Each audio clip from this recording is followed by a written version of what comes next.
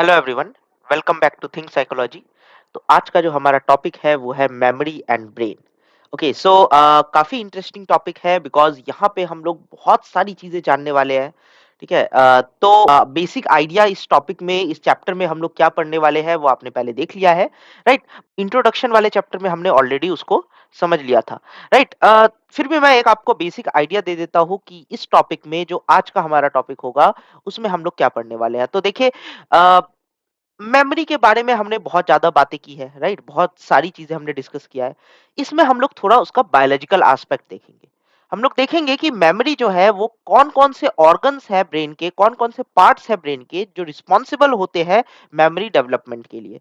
और वो हम कैसे समझेंगे? वो हम समझेंगे by the understanding of amnesia. Amnesia क्या होता है? एमनीशिया जो है एक डिफेक्ट है हमारे मेमोरी के अंदर, ठीक है? किसकी वजह से हो सकता है? आपके ब्रेन में अगर कोई डैमेज हो गया या कोई डिजीज की वजह से ब्रेन में कोई प्रॉब्लम आई, ठीक है? या साइकोलॉजिकल ट्रॉमा की वजह से आपको एमनीशिया कॉज हो रहा है, मतलब मेमोरी में डिफेक्ट हो रहा है, यानी आपको चीजें याद नहीं रह पा रही है, ठीक है? जैसे कि मान लो किसी को चोट लगी और जब उसको चोट लगी तो वो जो है कुछ चंक्स ऑफ मेमोरी वो भूल गया, ठीक है, पहले की। तो दैट्स दैट्स द एमनीशिया, है ना? एमनीशिया क्या होता है? आपने मूवीज वगैरह में देखा होगा, है ना? सब कुछ भूल जाता है ना? अपने बारे में भूल जाता है, अपने बारे में याद नहीं होता, ठीक है? हमने बहुत सारी मूवीज में देखा है ये, राइट? और स्पेशली अगर हम बॉलीवुड मूवीज की बात करें तो filled with these kind of events, है ना? तो एमनीशिया जो है ये कैसे कॉज होता है, ब्रेन का कौन सा पार्ट किस टाइप के एमनीशिया के लिए रिस्पॉन्सिबल है, वो सब कुछ हम लोग इसमें अंडरस्टैंड करने की कोशिश करेंगे। ओके, तो चलिए शुरू करते हैं आज का हमारा टॉपिक, ब्रेन एंड मेमोरी।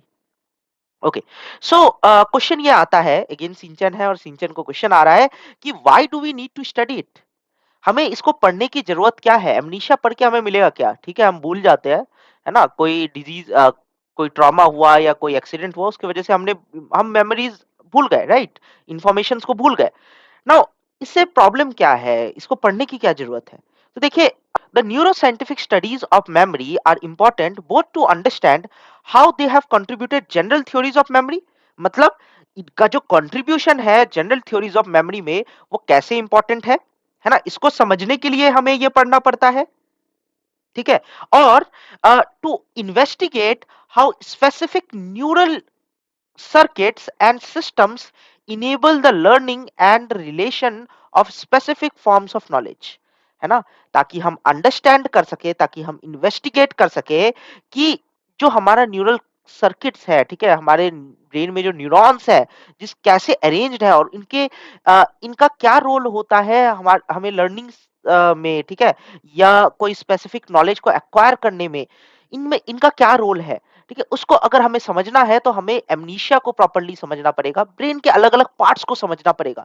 अगर आप समझ पाओगे तभी तो आप जान पाओगे कि ब्रेन के पार्ट्स का फंक्शन क्या है, राइट? कौन-सा पार्ट किस फंक्शन के लिए रिस्पॉन्सिबल है, राइट? और उसके अकॉर्डिंग हम आगे डिसीजन ले पाएँगे कि अगर कोई बड़ा इवेंट होता है या कोई बड़ी चीज़ होती है, उसमें हम ब्रेन को मैनिपुलेट कर सकते हैं, ब्रेन को यूज़ कर सकते हैं, राइट? In different forms.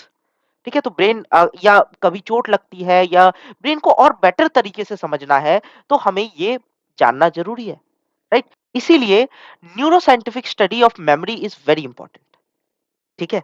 तो चलिए आगे चलते हैं और इसको समझते हैं थोड़ा सा। देखिए, ह्यूमन मेमोरी या ब्रेन डैमेज या एमनीशिया की अगर हम बात करें तो देखिए, एमनीशिया बेसिकली क्या होता है वो मैंने आपको बता दिया है ना, कि ब्रेन में अगर कोई डैमेज हुआ और उसकी वजह से हम इंफॉर्मेशंस को भूल गए, हमारा मेमोरी जो हो गया वो डिस्टॉर्ट हो गया, ठीक है? तो एमनीशिया कैसे हो सकता है? Amnesia can involve either the inability to learn new things और a loss of previous knowledge और बोथ, ठीक है? एमनीशिया में क्या-क्या हो सकता है? तो एमनीशिया में आपको नई चीज़ें जो आप सीख रहे हैं, ठीक है? या जो आपने नई चीज़ें सीखी है ना? या आप नई चीज़ें नहीं सीख पा रहे हैं, वो एमनीशिया की वजह से हो सकता है। या आपने जो कुछ सीखा है, जो प्रीवियस नॉलेजेस है, उसमें अगर लॉस हो जाए या वो अगर आपके ब्रेन में अवेलेबल नहीं हो, ठीक है? या आपको याद ना आए, तो वो एमनीशिया है। It can differentially affect short-term working memory and long-term memory's ability, right? ये हमारे short term memory, working memory, long term memory के एबिलिटीज को इफेक्ट कर सकता है, डेफिनेटली, है कि नहीं? इन्हीं इन्हीं मेमोरीज को ही तो इफेक्ट करेगा ना एमनीशिया, क्योंकि आप भूल जा रहे हो सकता है कि आपके short term memory properly work नहीं कर रहा हो, या आपका long term memory properly work नहीं कर रहा हो, आप रिट्रीव नहीं कर पा रहे हो इन्फॉर्मेशन, या आपके लॉन्ग टर्म मेमोरी में इन्फॉर्मेशन है फिर भी आप रिट्रीव नहीं कर पा रहे हो, मतलब बहुत सारी चीजें हो सकती है एमनीशिया में। ठीक है, तो एमनीशिया इज बेसिकली भूलना, है ना? और अगर आप किसी ट्रॉमेटिकल इवेंट की वजह से भूल रहे हो, किसी अ, अ, कोई बैड एक्सपीरियंस की वजह से आप किसी चीज को भूल रहे हो, साइकोलॉजिकल ट्रॉमास होते हैं ना बहुत सारे, जिसकी वजह से हम मेमोरी को सप्रेस कर देते हैं, है कि नहीं? और हम इंफॉर्मेशन याद नहीं रखते, इंफॉर्मेशन हमें याद ही नहीं आती। ठीक है, तो वो भी होता है, राइट? अगर आप फ्रॉइड के डिफेंस मैकेनिज्म्स को पढ़ोगे, है ना, तो वहां पे हम उसको बारे में इसके बारे में डिस्कस करेंगे। ठीक है, इसको हम रिप्रेशन बोलते हैं, है ना? तो ऐसे ही बहुत सारी चीजें हैं जो एमनीशिया से हमें पता चलेगी। ठीक है, तो इसको जानने के लिए ना, इसकी स्टडी कब शुरू हुई और कैसे शुरू हुई, आपको 50 इयर्स या 50 इयर्स से थोड़ा ज्यादा टाइम में पीछे जाना पड़ेगा। ठीक है, तो चलिए थोड़ा टाइम में पीछे चलते हैं, टाइम मशीन लेते हैं और चलिए मूव करते हैं टाइम के पीछे, है ना? तो हिस्ट्री में चलते हैं और हिस्ट्री में थोड़ा समझते हैं कौन कौन से ऐसे एक्सपेरिमेंट्स थे जिससे हमें इस तरीके के इंफॉर्मेशंस के बारे में पता चला और हमने इस तरीके के रिसर्च करना शुरू किया।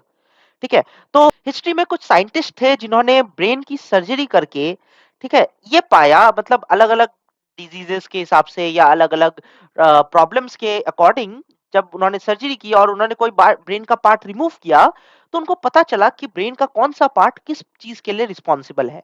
आजकल हमारे पास डिफरेंट इमेजिंग टेक्निक्स है जो हमने डिस्कस किया था लास्ट क्लास में। ठीक है, कि एक्सरे है, एमआरआई है, राइट, सीटी स्कैन है, हम इन सब से देख सकते हैं, बट पहले के टाइम पे शायद ये एबिलिटीज अवेलेबल नहीं थी।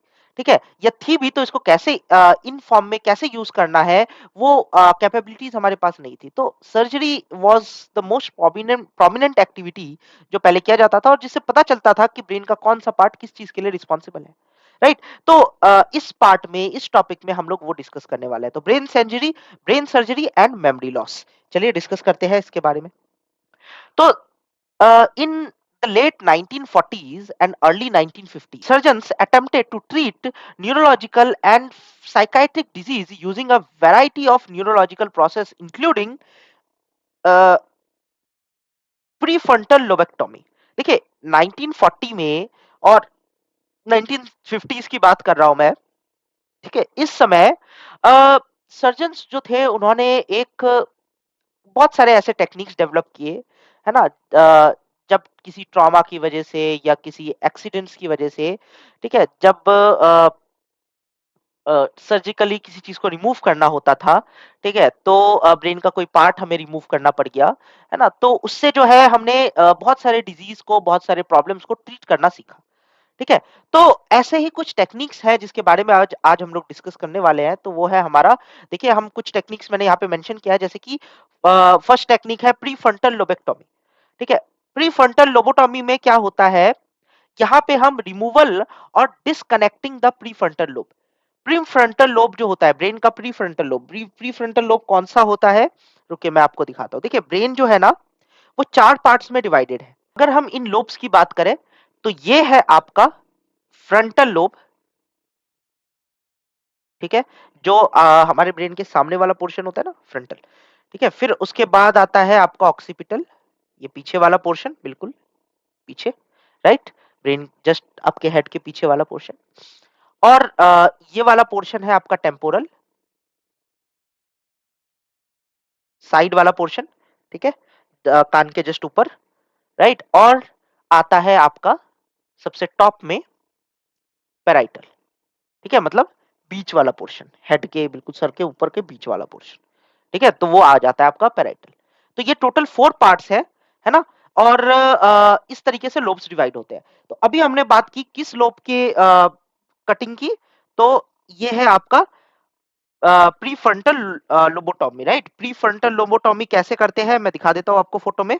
ये देखिए, अगर ब्रेन का ये वाला पार्ट रिमूव कर दिया जाए, ठीक है, this part, this is called prefrontal lobotomy. ठीक है, प्रीफ्रंटल मतलब फ्रंटल जो है उसी का सामने वाला पार्ट जो है उसको अगर हम रिमूव कर देते हैं तो दैट्स कॉल्ड प्रीफ्रंटल लोबोटॉमी। ठीक है, तो ये टेक्निक है जहां पे ये वाला पार्ट ब्रेन का रिमूव कर दिया जाता है अगर कोई इसमें प्रॉब्लम होती है। नेक्स्ट है हमारा कॉर्पस कोलोसोमी जो होता है, ये surgical sectioning the corpus callosotomy. Corpus callosotomy को अगर हम सर्जिकली रिमूव कर देते हैं, देखिए ये रहा कौन सा वाला पार्ट आपका कॉर्पस कोलोस्टॉमी है, ब्रेन के इस वाले पार्ट को सर्जिकली रिमूव करना, ठीक है, this is called corpus colostomy. Okay, this part, है ना, अगर हम इस पार्ट को सर्जिकली रिमूव कर देते हैं तो इसको कॉर्पस कोलोस्टॉमी कहते हैं, ठीक है। तो ये वाला भी एक टेक्निक है, राइट। ऐसे ही हमारे पास आता है इमेक्डेलोटॉमी, ठीक है। इमेक्डेलोटॉमी में क्या होता है, हम रिमूव करते हैं किसको, एमेक्डिला को। एमेक्डिला कौन सा पार्ट है ब्रेन का, ये वाला पार्ट, इस पार्ट को हम एमेक्डिला बोलते हैं, ठीक है। तो इसको अगर हम रिमूव कर देते हैं तो दिस इज कॉल्ड एमेक्डिलोटॉमीज। और नेक्स्ट आता है हमारा which is very most important one, temporal lobe resection. Temporal lobe resection में क्या है, removal of the temporal lobe. तो टेम्पोरल लोब कौन सा पार्ट है हमारे ब्रेन का, तो temporal lobe is this part. अगर आप ये वाला पार्ट देखें ब्रेन का, जो साइड वाला है, जो यहाँ पे पिंक, डार्क पिंक कलर में पेंटेड है, ठीक है, वो है आपका टेम्पोरल लोब। तो अगर हम इस वाले पार्ट को रिमूव कर देते हैं, ठीक है, तो this is called temporal resection, ठीक है, temporal lobe resection.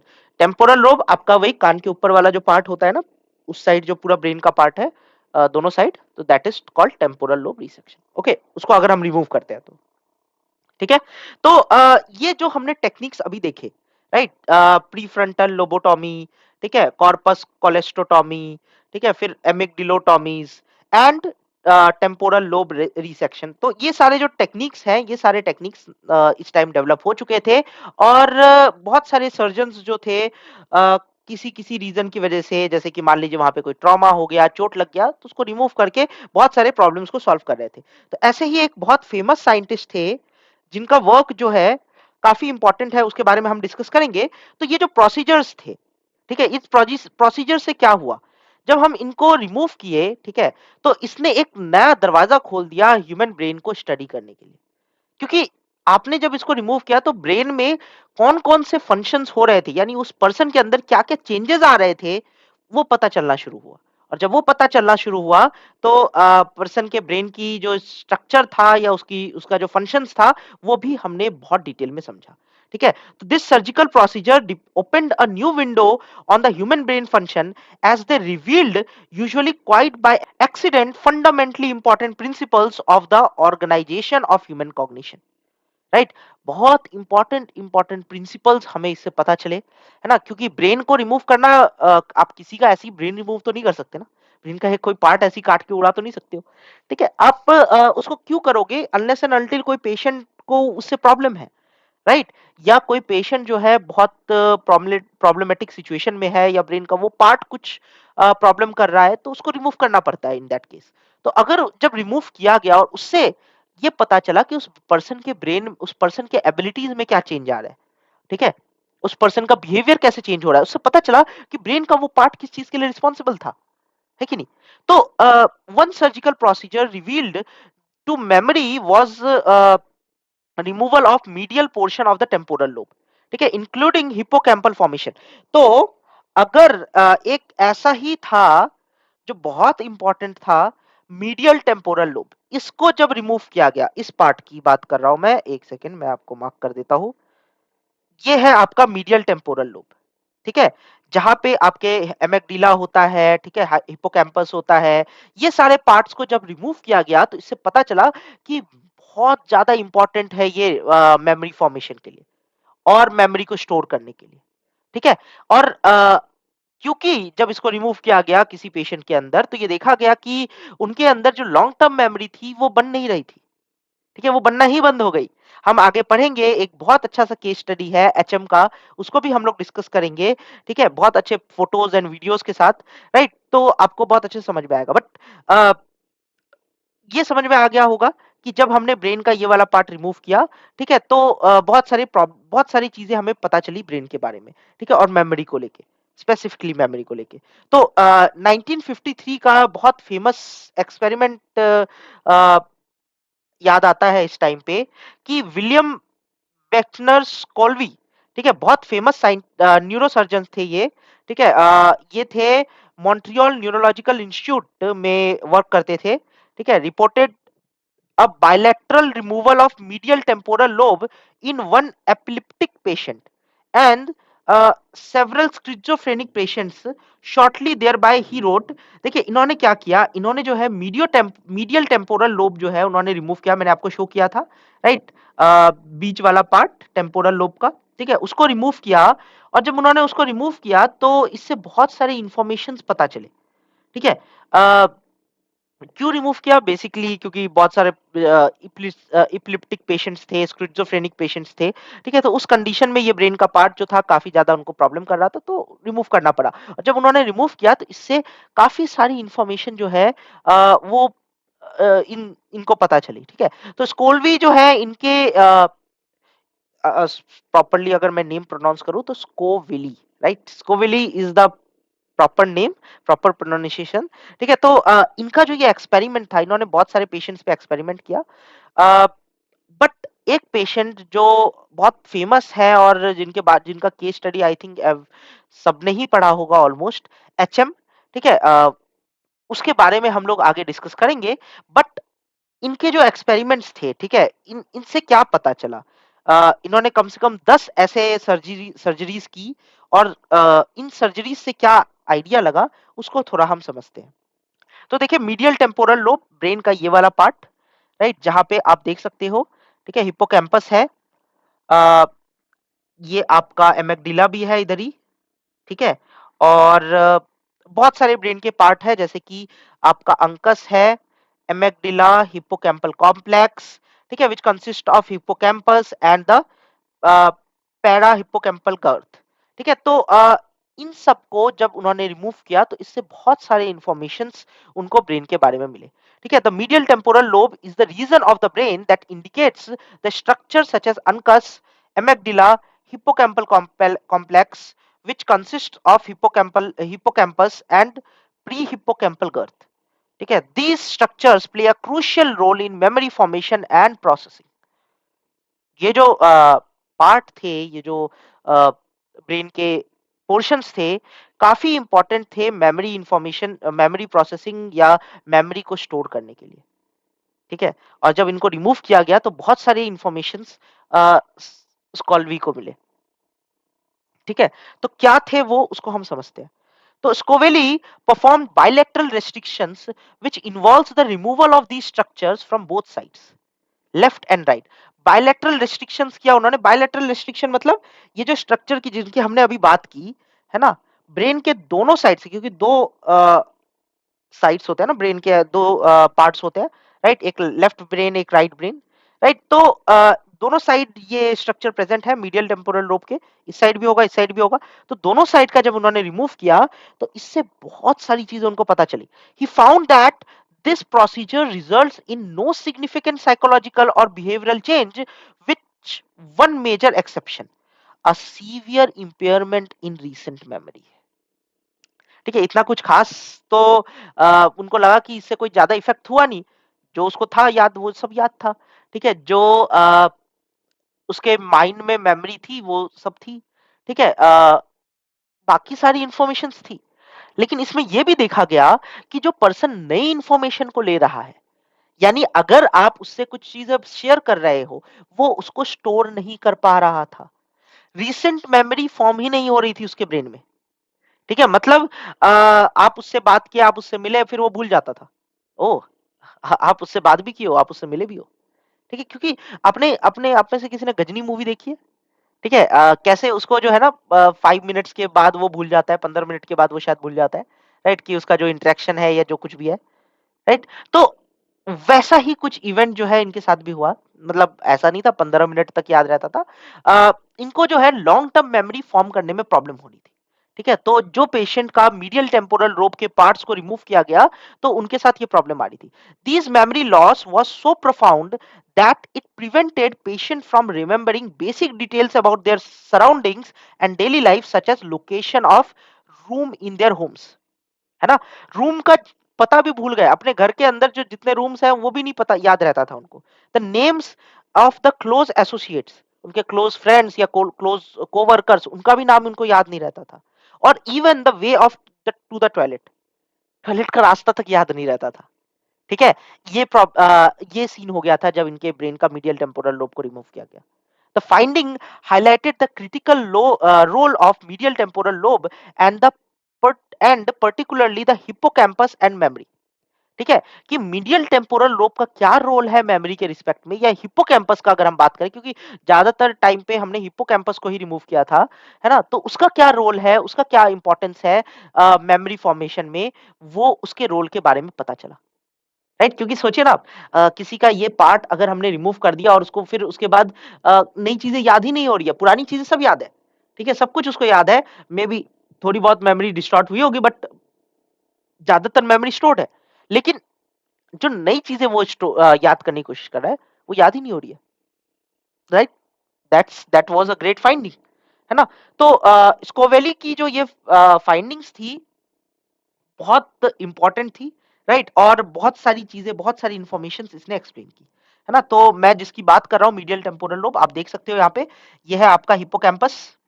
Right, hippocampus, this is the hippocampus, है ना? एमेक्डिला, ये रहा एमेक्डिला, हमने जिसको मार्क किया था।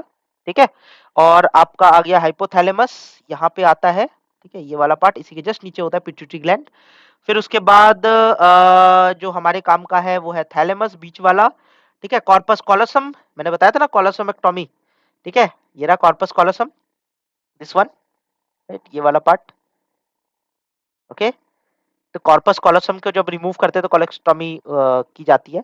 ठीक है, तो ये जो है, ये सारे ब्रेन के वो पार्ट्स हैं जिसके बारे में हम लोग डिस्कस कर रहे हैं, है ना? इसको हम लोग लिम्बिक सिस्टम भी बोलते हैं, है ना? तो ज्यादातर टाइम हिप्पोकैम्पस को जब रिमूव किया गया तो लॉन्ग टर्म मेमोरी फॉर्मेशन में प्रॉब्लम आ रही थी उस पेशेंट्स को, है ना? उनकी उनका जो लॉन्ग टर्म मेमोरी था वो याद ही नहीं हो रहा था उनसे।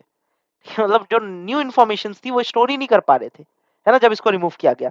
तो स्कोवेली के जो ये एक्सपेरिमेंट्स थे, काफी इंपॉर्टेंट था, और इसका सबसे बेस्ट एग्जांपल जो विलियम स्कोवेली और न्यूरो साइकोलॉजिस्ट ब्रेंडा मिलर का है, ठीक है, 20th सेंचुरी का, ये था आपका वो हिप्पोकैम्पस को रिमूव करने वाला।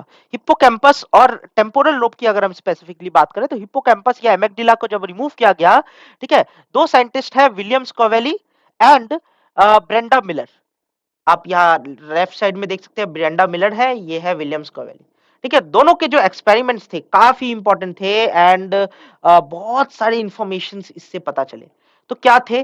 दे conducted a neurological examination of 10 patients who had undergone medial temporal lobe resection as a treatment, है ना? इन्होंने क्या किया, इन्होंने एक न्यूरोलॉजिकल एग्जामिनेशन कंडक्ट किया, जहां पे इन्होंने 10 पेशेंट्स को लिए, और वो 10 पेशेंट्स जो थे उन सब का मीडियल टेम्पोरल लोब रिसेक्शन हुआ था। मतलब उन सब का मीडियल टेम्पोरल लोब जो है उसको निकाला गया था, है ना? किसी ना किसी रीजन की वजह से, किसी ना किसी सर्जरी की वजह से। ठीक है, मान लो कोई ट्रॉमा हुआ होगा या एक्सीडेंट हुआ होगा, उसके बाद उसकी वजह से जब ये निकाला गया उनके अंदर से, ठीक है, तो उनको एज अ सब्जेक्ट लिया गया और उनके ऊपर स्टडी की गई।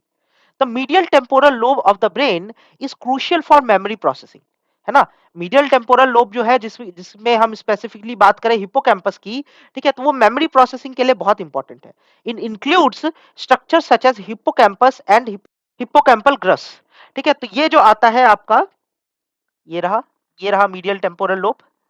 ठीक है, और ये वाला पार्ट जो उनका रिमूव किया गया, ठीक है, तो काफी इंपॉर्टेंट होता है ये मेमोरी मेमोरी प्रोसेसिंग के लिए। ठीक है, आप जो कुछ भी याद रख रहे हो उसको प्रोसेस करना, इसके लिए बहुत इंपॉर्टेंट होता है ना? तो जब इस पे स्टडी की गई तो क्या देखा गया, in their study Scoville and Milner found that the extent of memory impairment in patients was related to how much the medial temporal lobe was removed।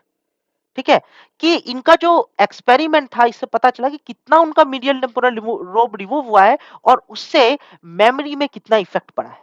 ठीक है, the more posterior towards the back of the brain, मतलब पीछे की तरफ ज्यादा अगर remove हुआ है, restrict resection was, the more results resulting amnesia.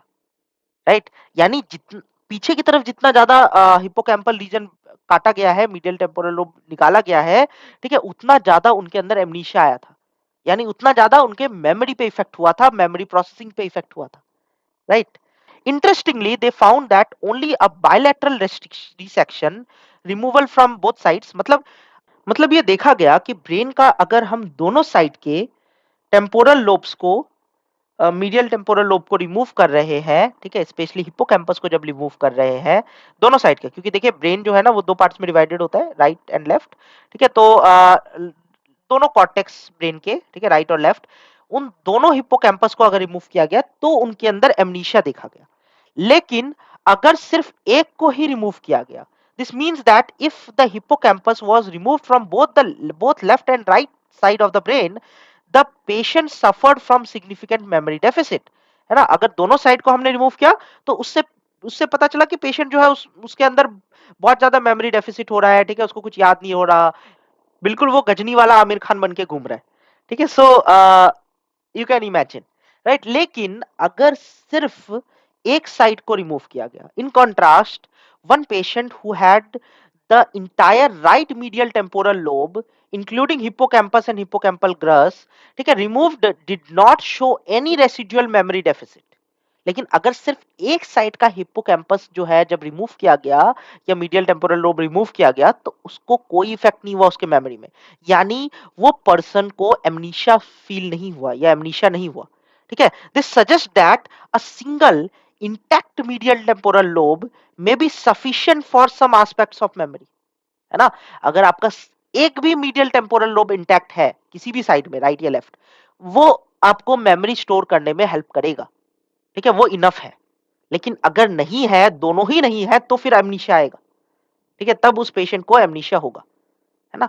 तो इससे ये पता चला, ठीक है? तो ये स्कोवेली और मिलर का जो एक्सपेरिमेंट था, it was a very important experiment, very important study, जिससे बहुत कुछ पता चली।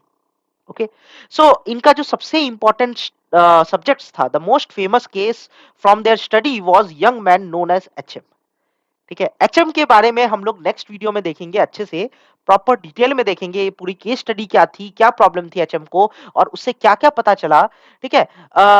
वो हम नेक्स्ट वीडियो में देखेंगे, बट मैं एक ओवरव्यू दे देता हूँ। ये जो था ये पर्सन, ये इसका भी मीडियल टेम्पोरल लोब रिमूव किया गया था, स्पेशली हिप्पोकैम्पस को रिमूव किया गया था, ठीक है? जब ये रिमूव किया गया तो इससे बहुत सारी इंफॉर्मेशंस पता चली ब्रेन के बारे में और मेमोरी मेमोरी प्रोसेसिंग और मेमोरी डेवलपमेंट के बारे में पता चली, ठीक है? हिप्पोकैम्पस का क्या रोल होता है, मीडियल टेम्पोरल लोब का क्या रोल होता है, उसके बारे में पता चला, ठीक है? तो आज के लिए इस वीडियो में इतना ही। नेक्स्ट वीडियो में हम लोग डिस्कस करेंगे एचएम की केस स्टडी और एक और स्टडी है जो है आरबी, ठीक है? उन दोनों के केस स्टडी को हम डिस्कस डिस्कस करेंगे और समझेंगे कि इन साइंटिस्ट ने उनके बारे में क्या डिस्कवर किया था, ठीक है? तो फिर that's it for this video. अगर आपको ये वीडियो अच्छा लगा तो do like and subscribe and do watch the next video, because काफी इंपॉर्टेंट वीडियो होने वाली है वो, है ना? और एग्जाम में बहुत बार इससे क्वेश्चन आता है, ठीक है? और आपके लिए इजी हो जाएगा इसको लिखना, ठीक है? तो थैंक यू एवरीवन।